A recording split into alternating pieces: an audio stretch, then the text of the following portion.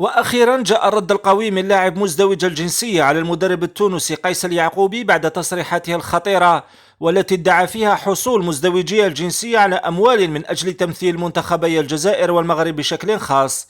وقبل التفاصيل لا تنسوا الاشتراك في القناة والإعجاب بالفيديو وتفعيل الجرس ليصلكم كل جديد. إذا ورغم أن الجميع كان ينتظر أن يرد أحد المقصودين في كلام اليعقوبي وهما ريان شرقي أو أمين قويري لتكذيبه، إلا أن الرد جاء من النجم الأسبق لأنتر ميلان الإيطالي وهو تيجاني بالعيد، لاعب مزدوج الجنسية تونسي الأصل الذي هاجم مدرب منتخب تونس قيس اليعقوبي في تصريحات خاصة لموقع فوت أفريكا.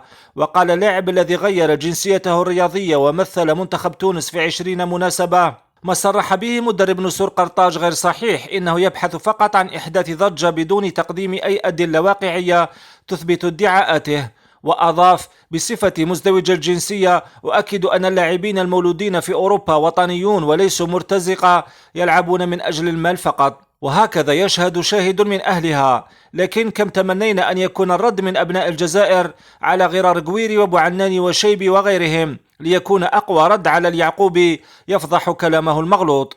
شاركونا بتعليق أسفل الفيديو وتابعوا معنا كل جديد.